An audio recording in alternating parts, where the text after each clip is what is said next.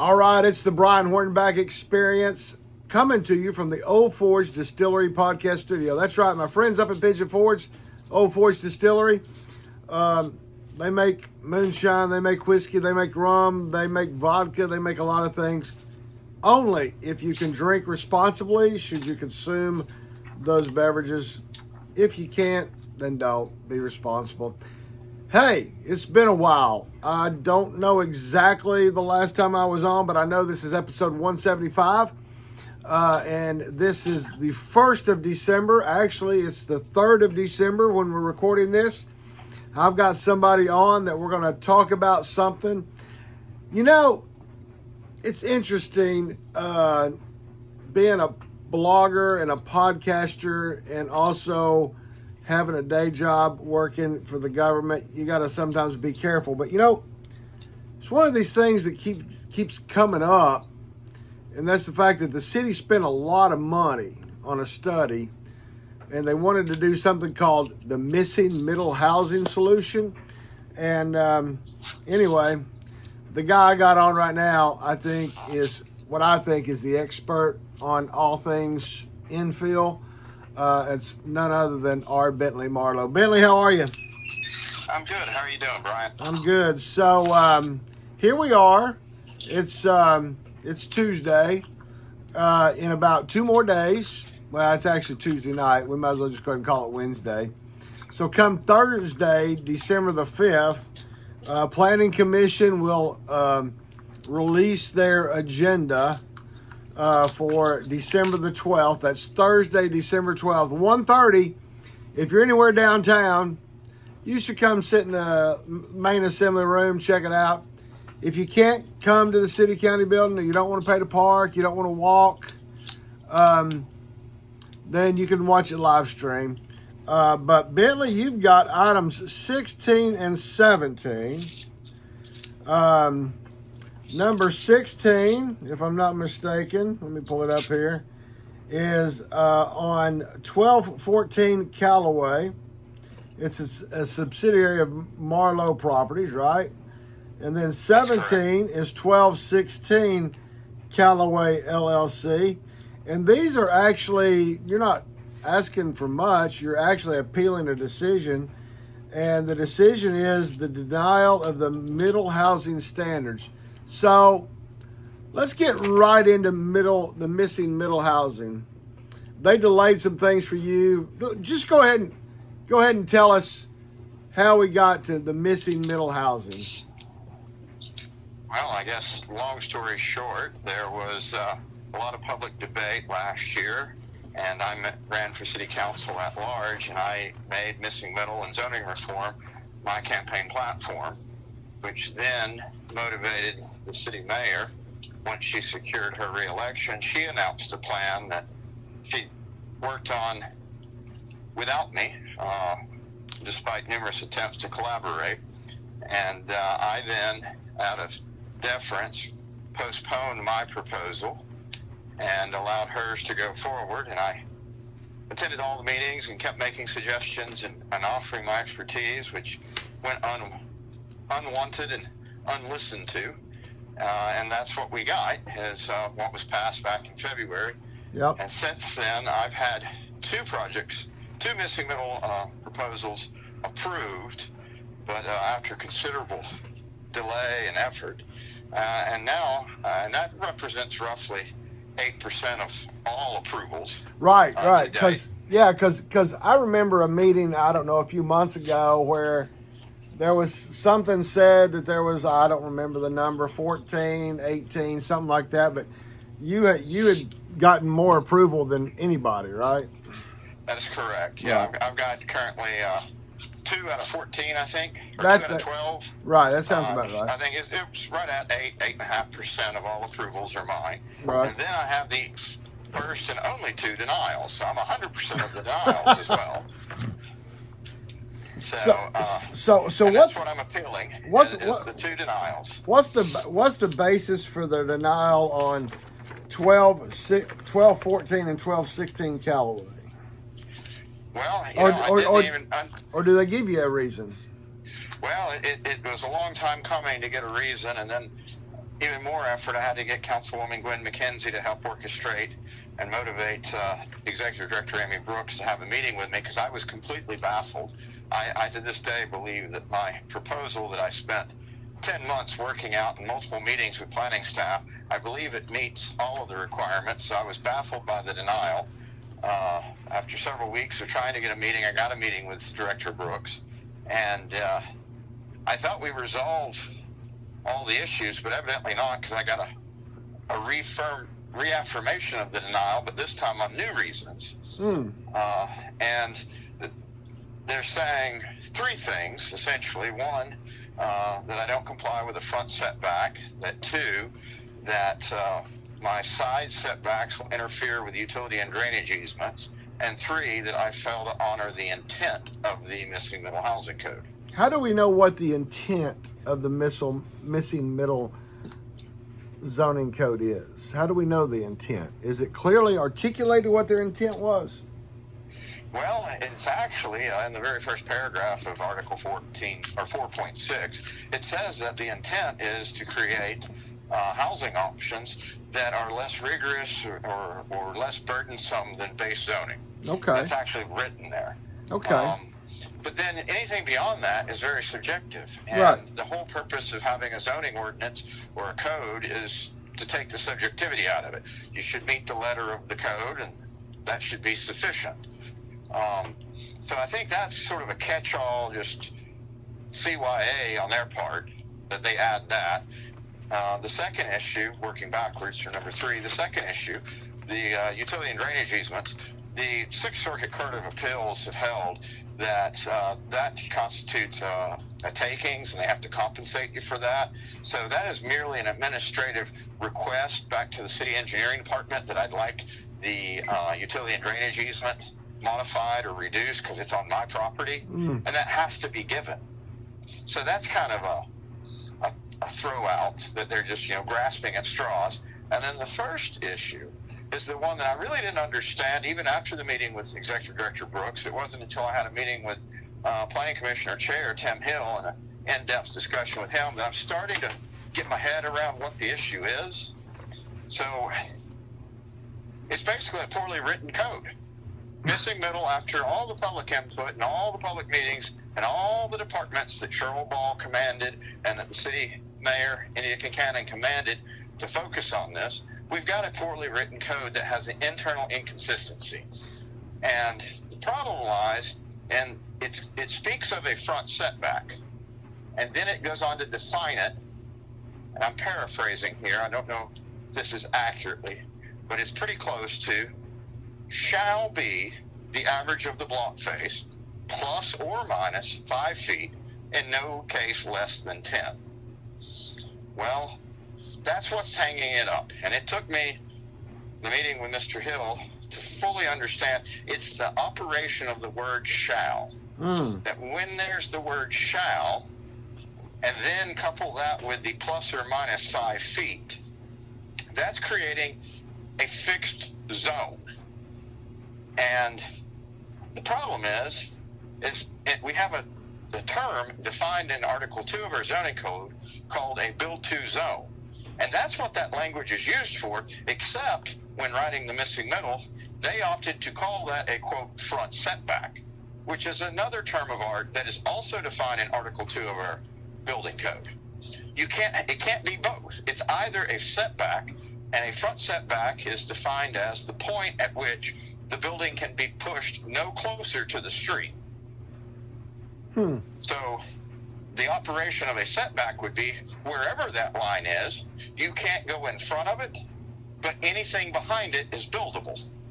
And that's how, for the last 10 months, and in previous discussions with planning staff, we all interpreted that, because ironically, the concept that was denied, that's going up on appeal, was a concept that was hashed out of a meeting between Executive Director Brooks, Principal Planner Lindsay Crockett, and Associate Planner Samuel Haig, I think is his last name, back in March. So that's what set in motion rezoning and multiple hearings and public fees and permit fees to get us to where we're at. So then to be denied over this seemed kind of like caught off guard and blindsided. But it has to do with this term, shall, coupled with the plus or minus 5 feet. And that is, they are trying to interpret that as a build-to zone. And even though it's called a setback, that's why I've been so bamboozled and not understanding this until Mr. Hill's like, well, that language is usually used when discussing a build-to line or a build-to zone. And I'm like, but they didn't call it that. Right. They called it a front setback. And he's like, well, it's imperfect code. Humans make mistakes. It got past all of us. And I'm like, well, I relied on this language of a front setback and the definition of a front setback. And I've invested 10 months and about $30,000 or $40,000 in cost to get us to where we're at today. I'd like to move forward because, just yesterday, I believe, I read in multiple news agencies here, Channel 6 and 8, that we still have an affordable housing crisis. Something like 53 or 54% of our population in Knoxville is rent burden, which means that they're spending more than a third of their pay on paying rent. Absolutely. And at the end of the day, these two proposals represent 12 rental units. The whole idea on 1214 is I was challenged and asked by planning staff to save a historic structure, and to do so I'm converting it to a duplex under the missing middle. They did approve that portion of the plan, but that portion doesn't make enough money to make the deal work because saving these older homes costs a lot. Right. And under the rules, the way they've written them, I can't make the existing home any larger because it's already bigger than the prescriptions that they wrote into the missing middle. So it's stuck. Like I can't get more square feet out of it. And then that means that to increase the pro forma to make this deal work, I've got to find another way to add square footage. Right. And the way to do it, I asked, would be an accessory dwelling unit. Right. Also known under the Opticos report, which the city paid for, that they based this missing middle off of, they called them carriage houses. Well, I proposed a zoning amendment to allow for these, and it got watered down before what ultimately got passed. It will not allow me as a developer to build such a structure. And there was no way that they can make an exception or a variance to that. So then I said, well, can I do a small duplex back by the alley? Like nothing in missing middle says that you're limited to one structure. Right. And then in that meeting with consultation with planning staff, they said, if you upzone it to RN3 or 4, you would be allowed to do that. And so that started the months-long and several $1,000s effort to get it upzoned to RN4. And so then once I got it upzoned, I submitted this site plan based on what we discussed with a mini duplex in the back, and to make it fit and blend with the character of the neighborhood, it's built to look like a garage with an apartment above it. So it looks like several structures that are existing throughout the Mechanicsville neighborhood. So I thought that I was doing everything that I was asked. I was saving historic structure. I was designing the new structure around an existing tree. I was keeping it in the same size and scale that would fit the neighborhood, pushed it back by the alley, and made it look like a garage apartment. Right. So I thought that I checked every box that they asked me to check. And now they're telling me that they're going to play word games about the location of the building and use that as a basis to deny me. Now, you had some opposition from some people. So we're talking about Callaway is inside Mechanicsville, right? Correct. Mechanicsville is University, Western.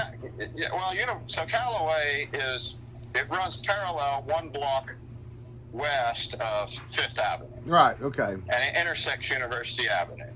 So it's on the very eastern front of Mechanicsville, 2 blocks from I-275. It's not part of the historic overlay. Right. And what shocked me the most was to find that block is actually listed on the National Historic Registry. Really? I had no idea. In fact, I've demonstrated to Peter Aaron's department and the executive director, Amy Brooks, that when you go and look at the historic overlay, it does not appear. So I was unaware that this was a historically significant area until my demolition permits were revoked after they'd already been issued, when I merely started asking questions about how missing middle was going to work. Right. So, I guess my point in Mechanicsville is you've had mixed response. You've had people. Well, I had overwhelming response. Right. In favor. Right. From everyone outside the historic overlay. And I think this is important to note. This property is not in the overlay. Right. And most significantly, the older lady who owns and lives next door to 1214, Miss Jean Davis James at 1212 Callaway, wrote Planning Commission in favor of my proposal, and she wrote council in favor of my proposal, as did Miss Kopisak, which lives at 1234 Callaway Street, just down, and owns her own home. So I had two neighbors that flank this proposed development that wrote and publicly proclaimed that they were in favor of it. The opposition came and was spearheaded by former Planning Commissioner Nathaniel Shelso on behalf of, or initially stated to be on behalf of Omni, the Old Mechanicsville Neighborhood Interest Group, which has for many years been a largely defunct organization. But its goal and purpose and role and scope is up in the historic overlay, which again, this property is not within. Right. So it was just a really odd amount of interest from essentially a different neighborhood group. Now you've done, over the years, do you know exactly how many housing units you've refurbished, you've renovated, I've quit counting them closely after I exceeded 50 here in the right. Mechanicsville area. Right. About 40 of those I own, and the other 10 were projects that I either did and sold, or I did them for friends or neighbors. But most all of your work has been in Mechanicsville. Most of it, yes. Right. I've done a few projects in North Knox, and I've done a few down South Waterfront. But right.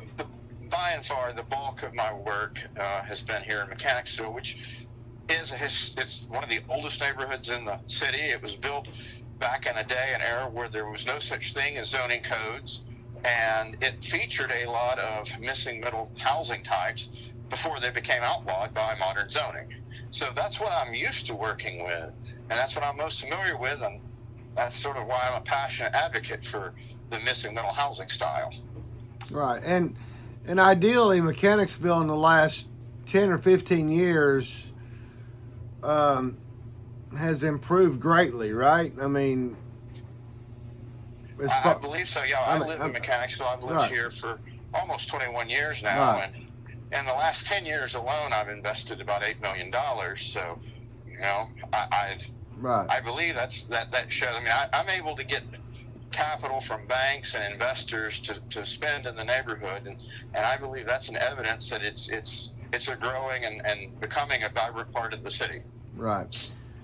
So what do you think, I mean, obviously you've invested, at least in what I'm looking at on their preliminary agenda for next Thursday, you've paid $250 twice. You paid $500 on these appeals just for the hearing on Thursday. The application that they denied, those were $500 each application. Right. Prior to that, there was $650 times 2 for the rezoning. Then there was a trip to BZA. I think that was $250 or $500. You've been to BZA. So, you've been to BZA quite a bit in the last year and a half or 2 years, though, right? I mean, not on these two properties, but you've been to BZA on a lot of things, right? But so what do you? So I guess here's the point I want to make. We're about 20 minutes into this now, and I get it for those of you that are listening. if you're not somebody who's involved in government, you're not somebody who's involved in redevelopment of residential, you probably don't get it. But let me get you where I think we need to go, and I'm going to get Bentley's response. So, there's a lot of discussion in the county about all of these big developments, these big sprawl developments. One of the things that I believe that the city wanted in the missing middle housing was they wanted to take pockets of land like what Bentley's talking about behind these two properties in Callaway and put a carriage house. It's been called a granny flat. It's been called all kinds of different things. But basically another rental unit, another housing unit behind a house that may have a duplex or whatever. Anyway, so the idea was, I think, that the city said, oh, wow, we're losing a lot of people that are fleeing the city, maybe because taxes are a lot higher in the city, maybe because they want to get out into the county, they want to get into a community that is built that way. Those of us that have lived in the county are seeing the wear and tear on the infrastructure, on the roads, on the schools, on the facilities. And so one solution, I think, to maybe curbing the sprawl in the county is for the city to do what the city said they were going to do, which is the missing middle housing solution, which is to take viable properties like Callaway, the two properties in Callaway, and do exactly what Mr. Marlow has proposed. Bentley, am I just, is that just some Wizard of Oz? Am I just thinking of something that's just way out of, I mean, isn't that what missing middle was supposed to be? That's exactly what it's supposed to be, Brian, because that's the only thing that makes sense. Cities are supposed to be the dense areas, and our counties are supposed to be the rural area where our farmland and our forests and our hilltops are kept pristine. And historically, that's the way it's always been. If you would go back and look at the population of Knoxville in the 1970 census, and then compare it to the most recent census in 2020, you'll see that the city of Knoxville has only gained 15,000 additional people. That's it. In 50 years, the city's population only grew by 15,000 people. But at the same time, the city's land area more than doubled.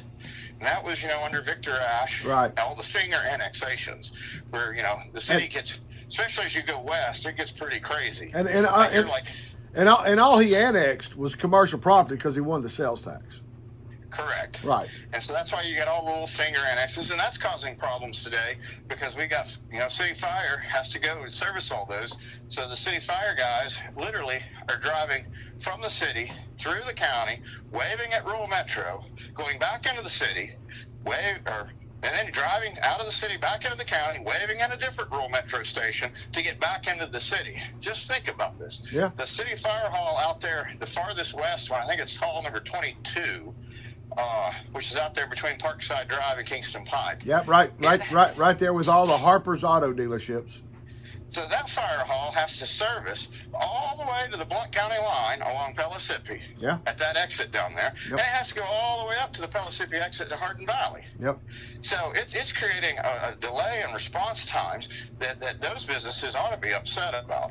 But back to my point, Brian, the city only grew by 15,000 people in those 50 years, but the land mass more than doubled. So effectively, our population density has been cut in half. In fact, there's a study done by MPC, which is, the old name for Knox County Knoxville Planning. Right. And in it, they demonstrate and calculate exactly how much our density has reduced, and it's roughly half. Well, that's why we don't have the bus service that we used to have in the 60s and 70s. That's why we're seeing, infrastructure problems, traffic problems, because now the people are all more spread out. Back when everybody was piled into the city, we had enough riders to make the buses work that kept cars off the roads, and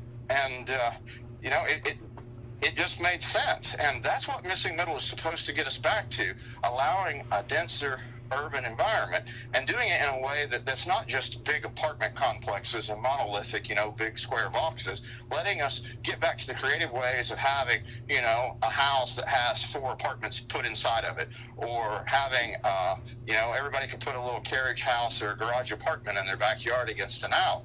Like just natural organic growth to increase the density. And Brian, it makes so much sense. Like study after study shows that when you expand out into raw country land, not only are you destroying that land forever, but you're burdening the county with all the infrastructure. Because once that developer puts the road in, he gives it to the county. Right. And now the county has to take care of that road. The county has to take care of the sidewalks and the curb if you're lucky enough to get those in some of these new developments. And then not only that, then KUB has to expend a whole bunch of money to build out sewer laterals, water laterals, power lines. Now we got internet and cable that all has to get out there. It's all in the city. Remember, the city used to have twice as many people in its urban core as it does today. So I've had numerous talks with Tiffany Martin at KUB. Those sewer lines are still in the ground. The water lines are still in the ground. They're constantly being updated. They could easily handle the population density going back to what it was in the 70s. But we've got to have a zoning code that allows us to build like that. And that's the challenge, and that was the promise of missing middle. But due to the policies and the interpretations, it's not living up to what we were sold. Well, and even when Miss Cheryl Ball was having those community meetings, and I did quotation marks with my fingers because I went to that last meeting that was over there and over there off Broadway. But really, there was no real public input. I mean, it was basically what they typically do with meetings. They put boards up and you write your comments. But you even attempted to do your own type of public engagement, and your public engagement was a lot more substantial than what the city did on their public engagement through the missing middle, correct? I believe so. I thank you for noticing and appreciating that. I was constantly told that I didn't have enough public engagement, but I had more public meetings and more times that I had published it on the agenda than the mayor's proposal, and yet mine never went anywhere. So I believe that constitutes more public engagement. Right. Well, I suspect that we're going to be having Bentley on more, especially as we get past December 12th, because what happens after, first of all, the Knox planning is divided among city appointees and county appointees, and that's why, just in my thought. It occurred to me that as we've continued to have these constant arguments about the county, it occurred to me that, if the density could begin to go into the city, then we wouldn't have the demand for the housing in the county. Now, I'll also repeat what I've told some county commissioners, and that is if everybody had built what they had proposed or what they had gotten zoned in the last 2 years, we wouldn't have any supply issues. But that's another story for another day. But I suspect, so after Thursday the 12th, this appeal obviously goes to the Planning Commission, which, again, some are city appointees, some are county appointees. After that decision, does it go to City Council after that, or is it? No. The way done? They wrote the missing middle ordinance, Article 4.6, the appeal goes to Planning Commission, and that's final unless some party wants to take it to court. Right, unless you decide to go to Chancery Court or wherever, right? Yeah, I believe Chancery Court's the court that it would have to be appealed to. Right. So I'm hoping that we'll have some finality come December the 12th on this issue. And I believe that with the definition of front setback written into the code in Article 2, that my plan fully complies, and I hope the Planning Commission sees it that way, and I can begin to get permits and break ground to save 2 historic homes and create a total of 12 new dwelling units. The average size of them is going to be 1 bedroom, about 550 to 600 square feet, and I intend to get it to the price point that would be somewhere around $1,000 a month for each of these 12 units, which would be what's considered affordable. And I thought that was the goal of all of this. Save historic trees, check. Save historic homes, check. Create, the Realtor Association said that 1-bedroom units are the most in demand, check. And keep it cost effective so that we can price it so that the average median income can afford it. And I'm trying to check all those boxes. So if planning approves it, then both those historic homes are there. You're able to do what you need to do. You're able to put the carriage house, granny flats, whatever you want to call it, in as well. In the event that planning doesn't see it that way, what happens to these historic homes, do you think? They're most likely being torn down. The 1214 Callaway definitely comes down. It's just too cost prohibitive. If I was to save it without the ability of building the small duplex in the back, the cost of saving it will exceed the value once it's finished. Right. And no bank's going to loan on that. So it will have to come down. We'll lose a 140-year-old home. 1216 Callaway, I have applied for a demo permit. I've not studied it close enough to see where the cost would balance out without the units in the backyard. But I suspect it's much like 1214, that it is just not going to be cost effective to try to save that old home with as much damage and repairs as are needed without the ability to add the square footage in those additional dwelling units in the back. So really the way it comes down in my mind is that, planning commission, whatever we want to call them, the decision is really pretty clear on December 12th. Save historic homes, 140-year-old homes. Get people in affordable housing, or tear it down and get some ugly modern building in the middle of a historic area. Either planning in the city are committed to missing middle, or they're not. That's real. Don't forget the 2 mature pecan trees that were about to come down too. Right. Like I literally have tried to check every box that the city has asked me to check, and now they're moving the goalpost on me. With 5 seconds left in the fourth quarter. Well, and that is they do talk about the forest cover in the city as well. So when you're talking about significant historic trees, I don't know how many more trees the urban forest guy would have to plant to replace those 2 big historic trees. But again, I'll continue watching it. It will. I'm sure that Bentley will be back. 2025. I'm not asking you to break any news here today, but 2025 is another city council election.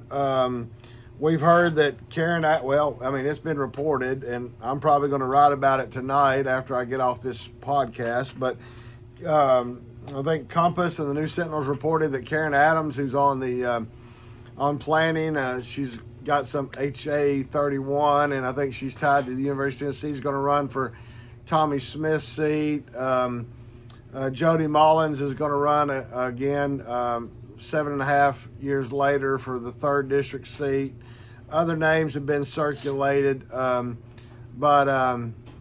you ran for an at-large position. I'm sure people have asked you, and I'm sure you haven't had any time to think about it yet, but your district seat comes open in 2025. Any initial thoughts about going back into city council race?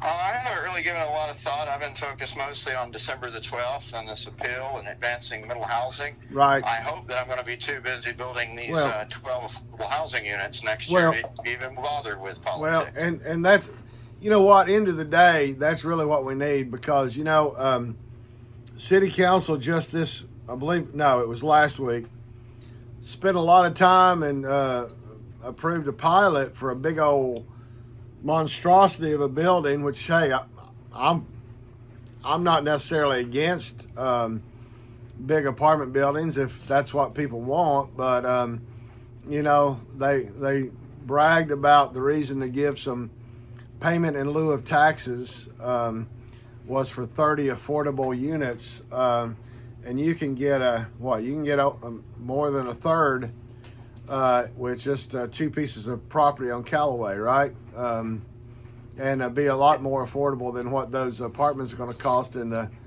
Overlook or whatever the crap they're calling that thing. Well, yeah, not only that, Brian, but I don't need a pilot or tip. Absolutely. The 30,000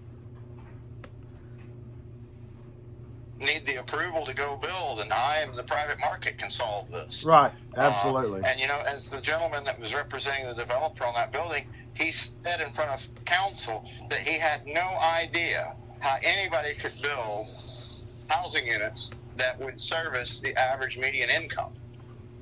And Parker Bartholomew and I were sitting together, and we were looking at each other like, we know how to do this. Yeah. We just need less red tape, please. Yeah, you and Parker have been doing this work for quite a while. And of course, that dude was from Atlanta, working for a company out of South Carolina, I might add. But you and Parker have been working at this in Knoxville for quite some time, and it's sometimes it's just laughable. Sometimes you just can't make this stuff up. So, you know, again, I hope that planning can remove personalities from it. I mean, you know, I know that people named Brian Hornback get on your nerves, and people named Bentley Marlow get on your nerves. But at the end of the day, it's about providing housing for people that they can afford. And let's face it, people can't afford $1,500, $1,800, $2,000. Not everybody. Some people can. But end of the day, we're looking at taking 2 parcels of property, 2 homes of over 100 years in age, some historic trees, and preserving them. And that's what I thought the mayor and a majority of council, and I would hope the planners would want. But, you know, I guess December 12th at 1:30, sometime between 1:30 and whenever they adjourn, I guess we'll get the answer to that. But Bentley, thanks for being on the 175th episode. I'm sure I'll have you back after December 12th, and we'll see how it goes from there. All right. Well, thanks for having me, Brian. Appreciate you. Talk to you. All right.